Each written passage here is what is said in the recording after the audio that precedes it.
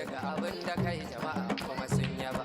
Ɗan sanda ɗauko bindiga ashe ƙasa da mazaje tattaga. Ɗan sanda ɗauko bindiga a cire masu manyan laifi.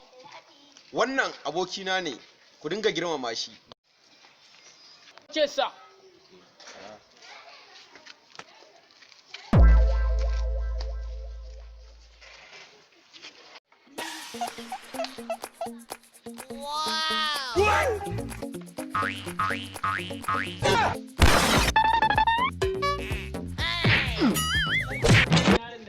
Dama shi na ci kutumar ubansa sai na ba shi wahalar da tun da uwarsa ta haife sa bai taba sha ba.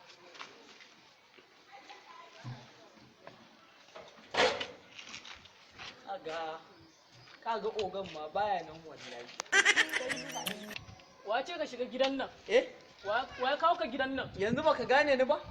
A ni ban san ka ba, ban taba ganin ka ba in ba yau ba. Ni ne gwaje ni a in ban sa ta kofa fa nayi. Har muka dan hada jiki da kai. Wallahi ta kofa nayi ga. Ni ne gwaje muka zo da ogan. Ban gane ka ba ni gaba ɗaya ban san ka ba. Haba yalla dan Allah dan annabi yalla bai ka taimaka mu. Yalla bai ka sa baki dan Allah. Yalla bai dan Allah dan annabi yalla bai. Wallahi ta kofa nayi ga muka dan gobe dan Allah. Wallahi yalla bai ta kofa nayi ga. Dan Allah yalla bai dan Allah ka sa baki ya gane shi. Haba yalla bai.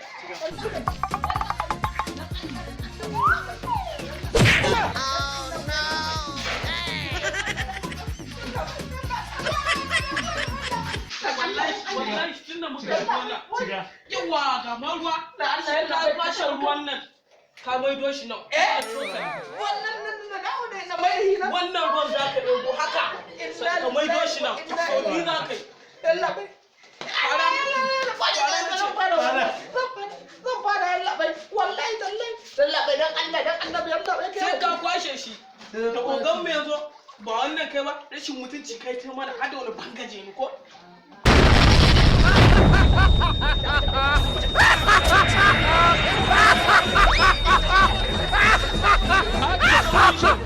yallaɓai dan Allah dan annabi dan Allah ku ya hakuri yallaɓai ba goyo Allah magana ce ba na so kana yi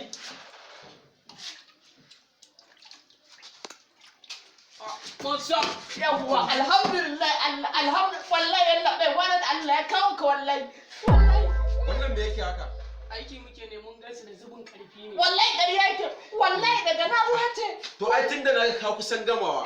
Domin in ka gama juya wannan anan sai ka ƙara mai da shi sai a cika ka sai. yallaɓai dan Allah dan annabi dan Allah dan annabi kai hakuri yallaɓai dan Allah wannan ai yallaɓai dan Allah dan annabi